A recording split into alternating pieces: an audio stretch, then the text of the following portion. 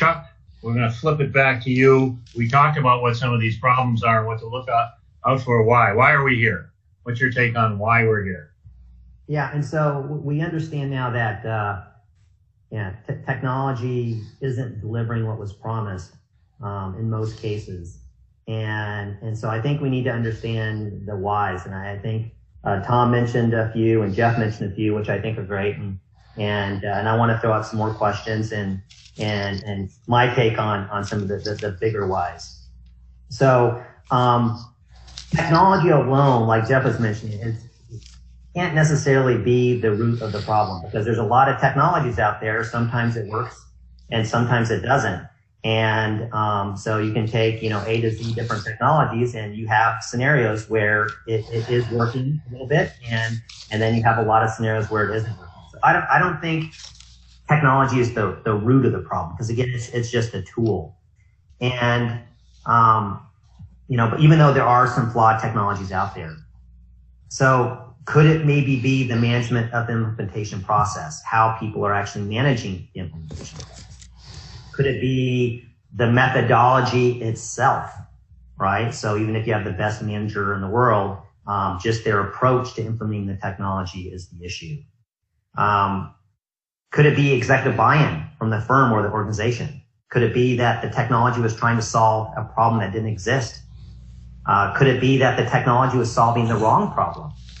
Or could it be that technology was trying to solve too many problems too quickly? Could it be that the problems are so complex that it couldn't be solved by just one technology?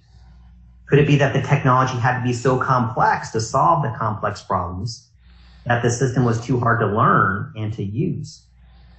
Or do we almost need to give up that we're not going to be able to get a lot of ROI from technology and it's just the cost of doing business? I don't think that's the case, but you can throw that question out there. And also, is it just a combination of a lot of little whys, or is it a couple or a few big whys? Because I think that's going to be important when we start looking at potential solutions a little bit in this conversation and going forward. Because again, that I think is the point. So I'd like to kind of give you my take on what I call the three big whys. And I think the first big why is complexity. Managing complexity, I think, is an issue for small firms and organizations to the largest firms and organizations. And I think it's becoming, the business environment is becoming more complex every day. You have, all this data overload. You have immediate and pervasive communications, and you have more demand than ever to collaborate and deliver consistent best practices. So there's this huge amount of expectations to manage all this complexity and somehow simplify it, somehow make it repeatable, make it scalable. And, and so, you look at, companies like Apple and Google. I'd almost say that these guys are experts at dealing with complexity, right? And they're geniuses on delivering products that can take a really potentially complicated situation and give a really great user experience. But they're, again, I think the exception to the rule. So I think this is the first one here, that simple is hard, right? Being able to deal with this complicated business environment, given all the pressures that we talked about before, how do you thread that needle? How do you simplify what you're doing to make it scalable and repeatable? The next thing I think is a huge why, and we hit on this a little bit already. But I personally believe that how vendors manage their projects and manage these implementations are critical in whether or not these IT projects will be successful, right? I think how do you manage all these different expectations, right? How do you deal with these projects that typically are sold via features and functionality, not necessarily around business issues? And so many times, and you guys have probably heard this as well, it's technology, technology, technology. and they give you this long list of features and functionality. And it almost feels like a lot of vendors are just force feeding these prospects out there, every bell and whistle. They have this huge arsenal of features and functionality, this whole long list.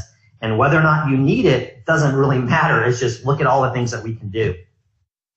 And, and what happens is then you get these vendors who kind of find that internal kind of advocate for them. And they start selling this like, it's going to cure world hunger in 3 years or 3 months. Right. And, it can't be about technology. So this issue of implementation is hard. So we have simple is hard, implementation hard. And the last one, which I think gets overlooked all the time, is change is hard. I think this may be the biggest why. I think many firms and organizations minimize the impact of these new technologies and how it's going to impact the daily lives of their employees and actually also their clients. And I just think vendors and these internal tech advocates falsely believe that people can't wait to have that new technology, that shiny new toy. And I just don't think that's the case. I think, new technologies and any firm-wide technology is actually very, very disruptive. And I think vendors really appreciate how hard it is to assimilate that new technology throughout an entire organization, get people really using it, really making a difference. Because they forget that these firms that need the technology the most, they're going 100 miles per hour down a highway, right? They're going as fast as they can. And now somehow, right when they're doing this, they're supposed to change their engine, add a new trailer without stopping, without decreasing speed, and take it to that next level. And I just think that's unrealistic. And I think that these tech experts look at the tech savvy people at these firms rather than kind of the majority of the users. I think a lot of these users are just getting used to their old technology just right when they're introducing new technology. And that's where I think these people feel like, technology is a whole extra job. Every time you bring in technology, it's a whole extra job. And so again, I think this is a third big why, change is hard. So simple is hard, implementation is hard, and change is hard.